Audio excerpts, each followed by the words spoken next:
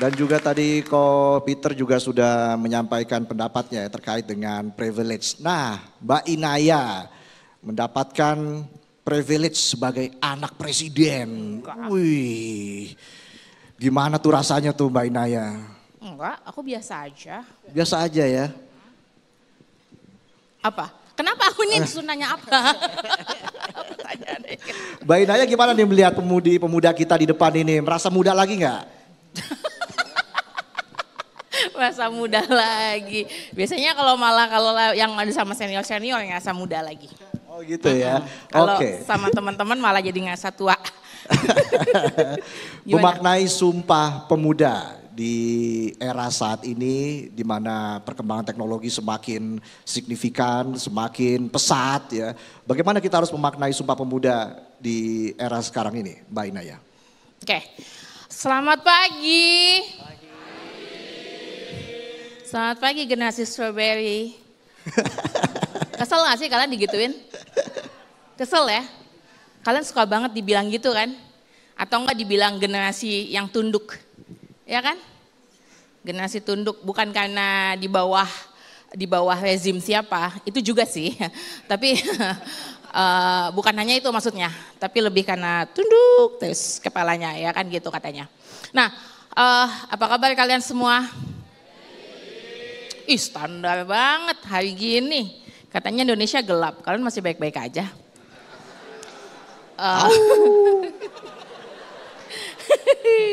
Ya jadi ini pertanyaan yang ditanyakan setiap tahun, setiap tanggal 28 Oktober.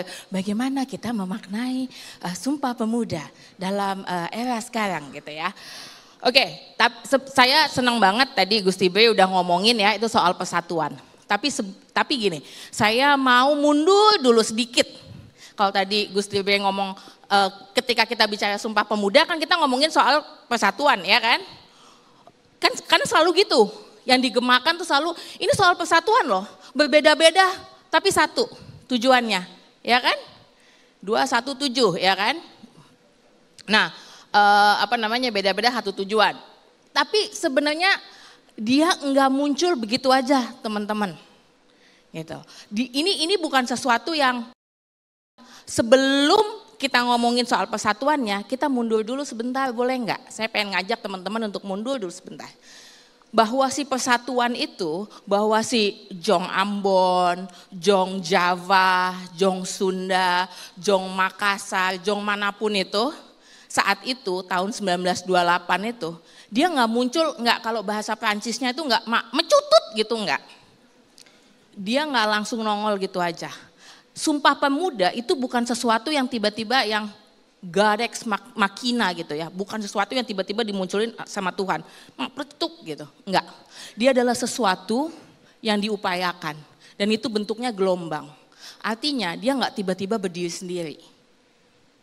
Yang paling penting kalau menurut saya sebenarnya sebelum kita bicara persatuan, ketika kita bicara Sumpah Pemuda, saya tuh selalu ingat omongannya Gus Dur. Ada yang kenal Gus Dur gak sih? Masih kenal kan ya? Kenal dong. Ya, itu dulu dia suka main di rumah saya.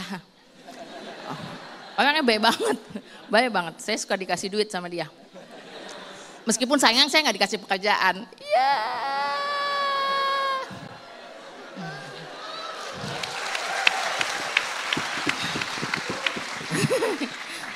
Sayangnya.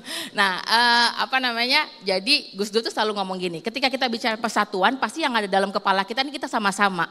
Perdamaian, ya kan? Kita nggak konflik dong, kan gitu. Kalau kita bersatu kita nggak konflik, ya kan?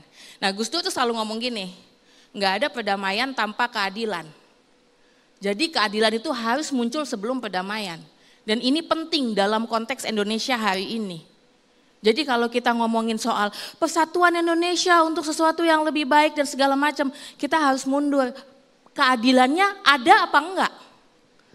Karena sulit kita bisa ngomongin Indonesia maju, Indonesia emas, ya kan? Kalau kita nggak dapat keadilan, kalau teman-teman nggak dapat keadilan. Makanya penting, Gus Dur tuh dia hobi banget ya belain agama lain, suku lain, ya kan? Gitu. Sampai dibilang, dia mah kafir tuh, hobinya belain yang lain gitu. Tapi itu bukan tanpa sebab. Sebabnya harus ada keadilan.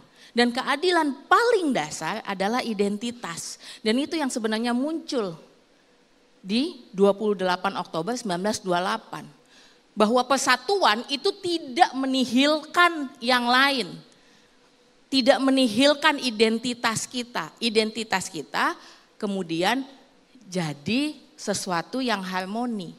Kita ini Indonesia itu nggak kayak Amerika, melting pot. Enggak, kita bukan melting pot. Gitu. Kita gado-gado. Semuanya nyampur, ada bumbunya di situ namanya Pancasila, maka dia jadi satu makanan yang harmonis. Nah itu yang paling penting. Tapi kita sadar nih, saya lagi ngunyah kacang panjang. Oh saya lagi makan jagungnya nih. Kadang-kadang ada tolo lebusnya gitu di situ. Nah ini yang paling penting. Jadi identitas, representasi itu penting. Identitas itu penting untuk diakuin. Dan itu yang sepanjang saya hidup, saya belajar dari Gus Dur. Sepanjang Gus Dur hidup, iya benar. Itu saya belajar dari Gus Dur itu. Bahwa ketika kita bicara soal persatuan, kita nggak bisa ngomongin persatuan dulu kalau timpang. Kalau hubungannya toksik nih, ayo siapa di sini yang suka, yang masih punya hubungan masih di toxic relationship? Nggak ada yang angkat tangan. Wow, luar biasa. Ada sih, ada yang gitu. Malu. Kenapa malu? Pelakunya? Hah? Enggak kan? Enggak kan? Nah, saya sering nanya, kenapa sebuah hubungan dibilang toxic relationship? Apa? Karena ego. Munculnya gimana? Kita taunya gimana itu ego? Kalau dalam toxic relationship? Hah? Menang sendiri, ya munculnya kita taunya dari mana? Jadi ada satu pihak yang dia maunya menang sendiri gitu ya. Ada lagi? Hah? Komunikasi kurang baik. Oke. Kurang pulsa kayaknya itu mah. Susah sinyal. Susah sinyal. Ada lagi? Gimana kalau manipulasi? Sering dengar kan ya, dia kan di gaslighting tuh. Ya kan? Jadi ini tadi yang ngangkat tangan toxic relationship sedikit ya, tadi beberapa. Gitu. Ya, yang setengah, yang sisanya nggak tahu emang nggak mau ngaku atau emang enggak. Atau emang dalam hubungan yang sehat. Atau emang adalah orang-orang yang bertanya, when ya?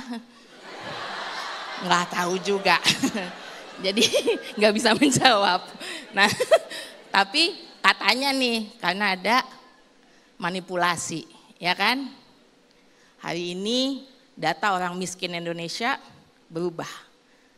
Bukan karena masyarakatnya jadi makin makmur, tapi karena datanya diganti, standarnya diturunkan, dinaikkan, ya kan? Gitu. Manipulasi nggak tuh? Di gaslighting. Jelajahi cara baru mendapatkan informasi. Tertib, Download Metro TV Extend sekarang. Tertib, kamu gak akan diapa-apain. Ancaman gak tuh?